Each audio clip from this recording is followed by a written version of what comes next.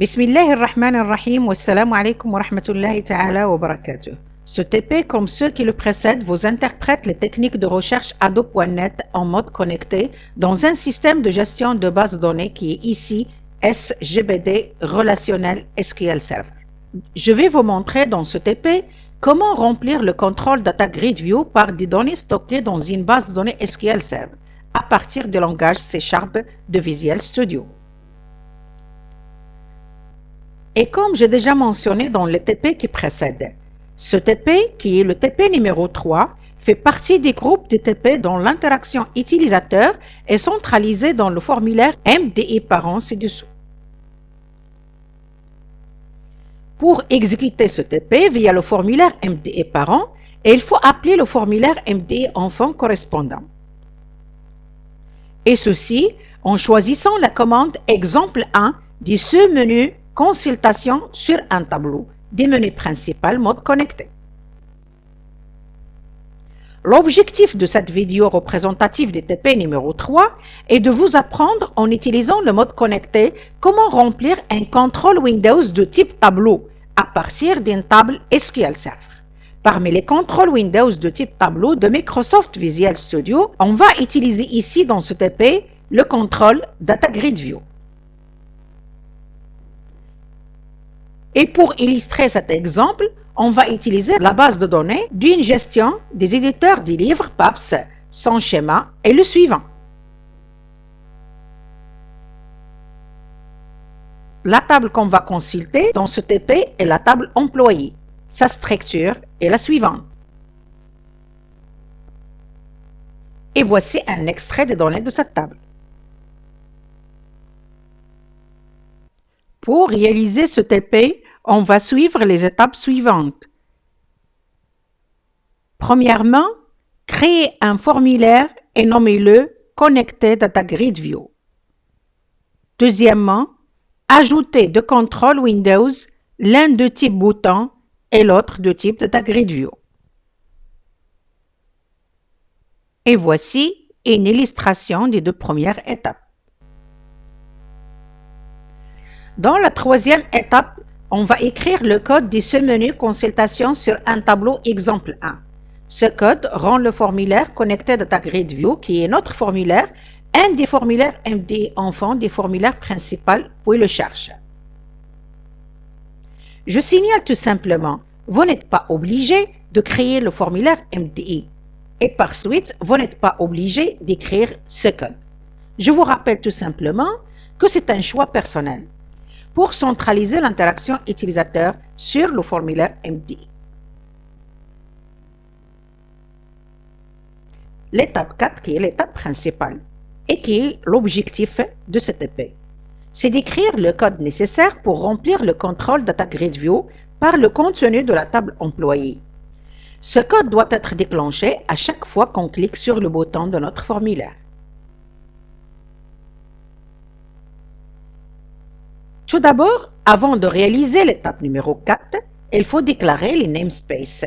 Je vous rappelle le namespace system.data, system.data.sql client.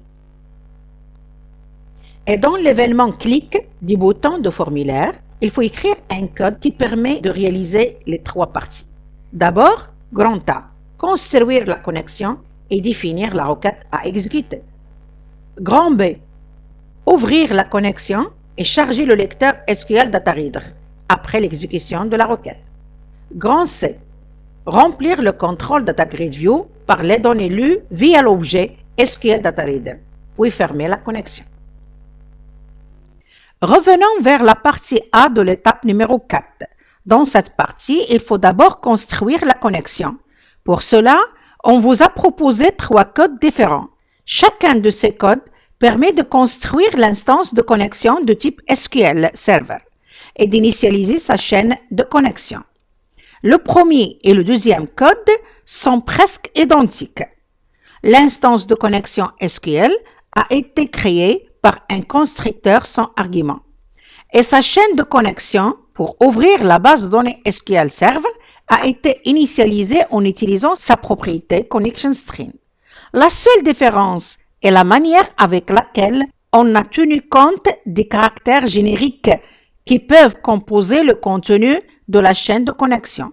En effet, dans ce texte de la chaîne de connexion, on a un caractère générique qui est le caractère anti-slash ou encore anti-barre oblique. Ce caractère n'est pas considéré toujours dans le langage C comme un caractère constant. Et pour le rendre ainsi, on a utilisé deux possibilités. La première possibilité est de doubler l'écriture de chaque caractère générique. Et c'est exactement ce qu'on a fait dans le premier code, avec le caractère anti-slash. Tandis que dans le deuxième code, on a utilisé la deuxième possibilité, à savoir précéder la constante chaîne de texte par le caractère IOBAS. Ce qui concerne le troisième code, on a utilisé un constructeur avec un argument dont la valeur est le texte qui initialise la chaîne de connexion. Dans la partie A de l'étape 4, il faut, après la construction de la connexion, définir la requête à exécuter. Et pour définir la requête à exécuter, on a proposé deux solutions. La première permet de construire l'instance commande de SQL Server en utilisant le constructeur vide. Ensuite, initialiser la chaîne de commandes en utilisant la propriété commande text et définir la connexion qui sera utilisée par cette instance SQL commande. Puis, via la propriété commande type, définir la valeur qui indique la manière dont la propriété commande text doit être interprétée. Cette valeur ici est commande type .text, ce qui oblige que la chaîne de commande doit être une instruction transact SQL. Dans notre cas, c'est select étoile from employee. Je signale, avant de passer à la deuxième solution, que la valeur commande type .text est la valeur prise par défaut. Ce qui concerne la deuxième solution, au lieu de créer l'instance SQL commande via un constructeur sans argument, puis définir les valeurs nécessaires via les propriétés de cette instance, on a choisi de passer ces valeurs au moment d'instanciation de l'instance SQL commande, et ceci en utilisant le constructeur avec argument. Ces arguments ici sont le texte de la requête qui définit la chaîne de commande et l'instance SQL connection, qui sera utilisée par l'instance SQL commande en cours. Après la réalisation de la partie grand A de l'étape 4, on passe vers la partie grand B. Je vous rappelle tout simplement que la tâche de la partie grand B est d'ouvrir la connexion et charger le lecteur SQL Data Reader après l'exécution de la requête. Ouvrir la connexion, on a utilisé la méthode Open de l'objet SQL Connection. Charger le lecteur SQL Data Reader après l'exécution de la requête. L'exécution de la requête se fait via la méthode ExecuteReader de l'objet SQL Command. Le résultat de cette requête sera stocké dans un lecteur RD de type SQL Data Reader. Et voilà, j'ai choisi parmi les codes déjà proposés l'enchaînement suivant pour construire la connexion et la commande à exécuter, puis ouvrir la connexion et charger le lecteur SQL Data Reader après l'exécution de la requête. D'où la réalisation de la partie A et la partie B. Il nous reste alors de répondre à la partie numéro C. Passons maintenant à la dernière partie de code de l'étape numéro 4 qui est la partie grand C. Je vous rappelle que dans cette partie, on doit remplir le contrôle Data Grid View par les données lues via RD qui est l'objet SQL Data Reader, puis fermer la connexion. Mais avant, rappelons-nous c'est quoi le contrôle Data Grid View. Le contrôle Windows Data Grid View, c'est un contrôle qui affiche des données dans une grille personnalisable. Parmi ses propriétés, on trouve Rawkins, Column Counts, Columns, Rows, Data Source. Rawkins obtient ou définit le nombre de lignes affichées dans le Data Grid View. Column Counts obtient ou définit le nombre de colonnes affichées dans le Data Grid View. Columns obtient une collection qui contient toutes les colonnes du contrôle. Rows obtient une collection qui contient toutes les lignes du contrôle Data Grid View. Data Source obtient ou définit la source de données pour laquelle le Data Grid View affiche des données.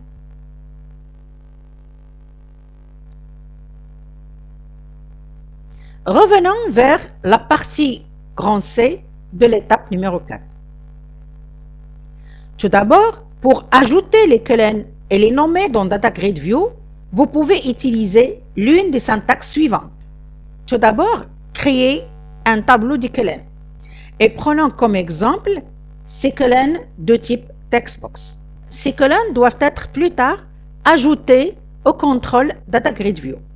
C'est pour cela elles doivent être des colonnes de type Data Grid View Textbox Column. Comme vous voyez, j'ai créé 4 colonnes. Puis j'ai nommé chaque colonne via la propriété HeaderText et via la méthode addRange de la collection Columns de l'objet Data Grid View. On a ajouté ces colonnes à cet objet qui est Data Grid View. Vous pouvez utiliser le deuxième code qui est réduit tout simplement. Au lieu de créer un tableau de colonnes et les affecter via la méthode addRange à la collection des colonnes de l'objet Data Grid View, vous pouvez utiliser tout simplement la propriété ColumnCount qui va définir le nombre de colonnes de Data Grid View et qu'on a fixé à 4. Ça veut dire juste après cette ligne, Data Grid View, elle va contenir 4 colonnes. Et dans ce qui suit, j'ai affecté via la propriété name de chaque colonne le nom correspondant. Une fois on a créé les colonnes de l'objet Data Grid View et on les a intitulées, maintenant on va passer pour ajouter des lignes et les remplir dans cet objet. Vous pouvez encore une autre fois choisir l'une des syntaxes suivantes. Dans cette première syntaxe, je suis en train de créer un tableau d'objets de longueur 4 que j'ai nommé NewRow. Et via la méthode read, je lance la lecture de la première ligne des résultats retournés par ExecuteReader et stockés dans l'objet SQL DataReader. Une fois la ligne a été chargée dans RD, on commence à stocker dans le tableau NewRow, cellule par cellule, la valeur récupérée via l'objet SQL DataReader. Une fois on a rempli cette ligne, on utilise la méthode add de la collection rows pour remplir la première ligne de l'objet Data Grid View. Et via la boucle while, on continue à remplir les autres lignes. Regroupons maintenant le code concernant la partie grand C de l'étape numéro 4 en proposant ce code que j'ai nommé méthode numéro 1.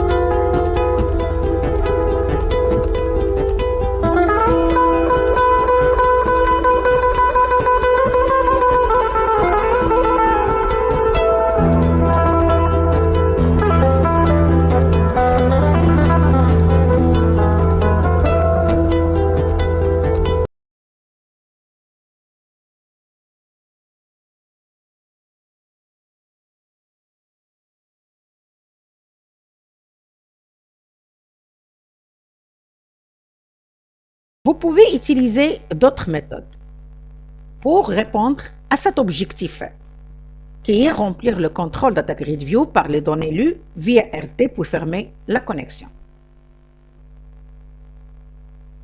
Je vais utiliser la classe DataTable. C'est quoi une classe DataTable? La classe DataTable représente une table de données en mémoire.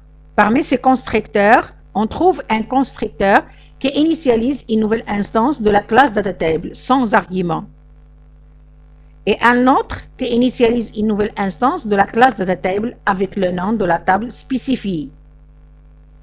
Et parmi ces propriétés, on trouve la propriété Columns, obtient la collection des colonnes qui appartiennent à cette table, et la propriété Rows, obtient la collection des lignes qui appartiennent à cette table. Parmi ces méthodes, on trouve également la méthode Clear, qui efface l'objet DataTable de toutes les données. La méthode Leo, qui remplit un DataTable avec des valeurs à partir d'une source de données à l'aide de l'élément iDataReader. Si le DataTable contient déjà des lignes, les données entrantes à partir de la source de données sont fusionnées avec les lignes existantes. NewRow crée un DataRow avec le même schéma que la table. Revenons vers la partie C de l'étape numéro 4, qui, je vous rappelle, doit remplir le contrôle Data Grid View par les données lues via l'objet SQL DataReader en utilisant un objet DataTable DT, puis fermer la connexion. Et cette proposition représente la méthode numéro 2. Dans cette méthode, j'ai déclaré et instancié un objet DT. Puis, via la méthode add de sa collection Columns, j'ai créé des colonnes correspondantes en affectant à chaque colonne le nom correspondant. Puis, via la boucle while, qui permet à chaque fois de remplir un objet de type DataRow. Puis, via la méthode add de sa collection rows, on est en train de remplir cette nouvelle ligne.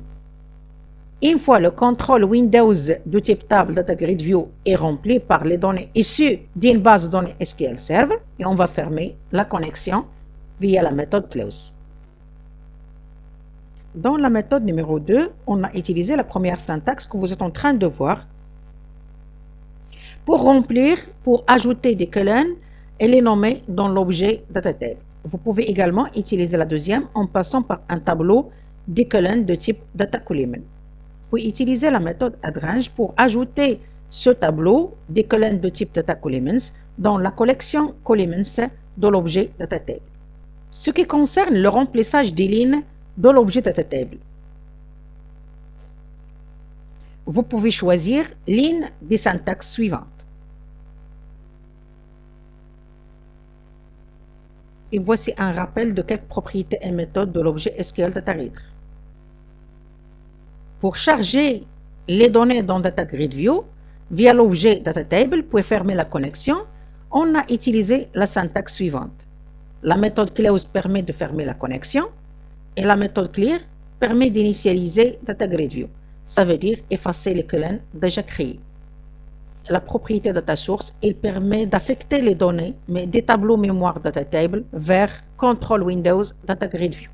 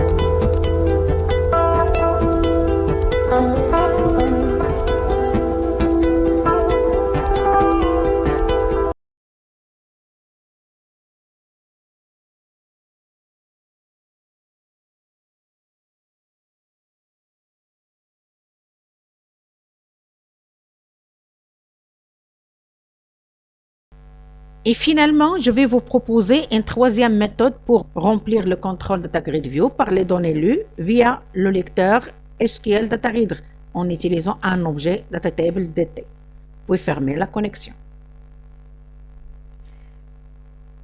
Ce qui est nouveau dans ce code, c'est exactement la méthode Leo qui permet de charger le tableau résultat chargé dans le lecteur SQL Data Reader via l'objet command en passant par la méthode execute reader dans la table mémoire Data Table. Vous pouvez après nommer les entêtes de chaque colonne via la propriété column name. Vous pouvez affecter ces données dans Data Grid View via la propriété Data Source.